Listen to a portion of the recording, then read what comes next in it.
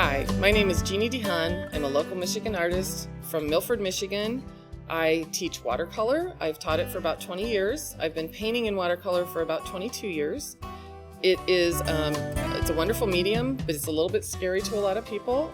I have, through my teaching skill levels, everything from the beginner all the way through the person who's going into shows and actually winning shows, I try to give everybody the opportunity to learn from everybody else. The new people coming in asking all the questions, refresh the people who have been there for years.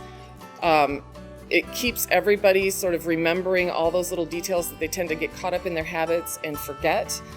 I have broken down watercolor into very simple steps, simple processes. We have a full understanding of the paint, a full understanding of the paper, and especially a full understanding of the water. All these things come together to give you a spontaneous, colorful, rich painting that you will be proud to hang on your wall. It does take practice. I'm not promising success the first time you pick up your brush, but I promise I can take some of the fear out of it. People are very afraid of watercolor. They don't understand it. And it is simple when you take it in small bites. And when you simplify it down to a simple palette where I teach with 4 colors. I have my favorite brush. You're welcome to use whatever brush you'd like. But we use spray bottles, a little paper towel, 4 colors, and a sheet of paper. And I think you can come out with a very nice, spontaneous painting that will kind of surprise your friends with it. Now I'm going to set my brush down. I'm not painting with my brush. I am not going to mingle these colors together with my brush. I'm going to let the water do that. So now I want to pick it up. I'm going to put a little bit of a tilt on it. It's been sitting here for just a second. Can I turn this just a bit here? And I want it to sort of start kissing into each other. And let that water flow almost in a curtain across. And you want to get to where you can hang a bead, is what I call it, where the bead is hanging at the bottom of the square, and then tip it the other way. Tip it the other way so it flows down. So I'm letting it flow down, and then I'm going to tip it up and try to get it to cover as evenly as possible, going back and forth. And you can do it as much as you want. If I were to stop right now, I would want to hang that bead at the edge of my color, dry out my brush again, and pick up that little bead again. Now, I don't have a big gob of water or paint left in that square to cause a bloom or an irregular edge. It's going to be a beautiful, luminous green. I want the water here to be the same as it is here. I'm just going to flow it across.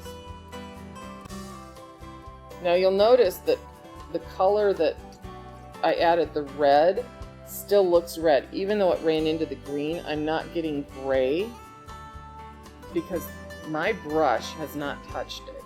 Other than to drink up the extra fluid, the water has moved the color around. Now this is a pretty pinky red, so I'm going to go into my yellow here. Just touch a little yellow in that. Just to brighten it up a little. Maybe even bring it across over here. So now I'm going to swim those. I'm going to call this the BB in the box game. Remember that when you were a kid? You're chasing the BB around in the little box trying to get in all the little holes. I'm collecting water at the edge. It's all collecting right there. A lot of red in it. And I'm going to run it this way. So now it's making friends with the rest of the painting. And remember, this is just my background. Oh, we had a little escape artist from up there that I painted earlier. Get rid of that. Now I want to hang it down and I want to get rid of my water.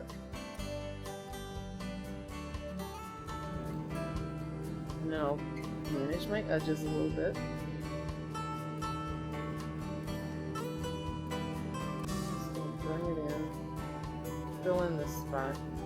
Just kind of come up into that. It's still really, really early. So do you see how this is going to glow here? If I let this dry, this yellow, it'll dry, and then anything I paint over it will glow through yellow. If it mingles in the water, it becomes a different color. That drying, it will always kind of shine through. There's a little bud I have right there. So I'm going to make him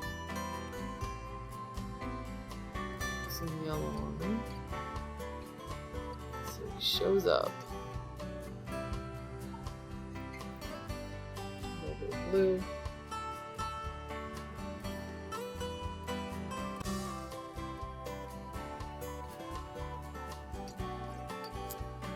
And I like to put a little red at the end just because maybe he's poking out a little flower or something, a little petal starting to punch on that. So after all this, I'd like to thank you for joining me. And I know it was very simple little tools I showed you, but they're the foundation, the fundamental tools for building those luminous colors that you want to put into your grandchild's eyes. And I'm going to show you how to absolutely make those paintings sparkle. You have to start at step one though. You can't jump into those dark, rich colors right away. You've got to learn how it works in the water. And then we're going to build on that with our edges and our techniques and splattering and spraying and how to just mesh one shape into another cohesively to make a whole painting come out beautiful and something you'll be proud to hang on your wall.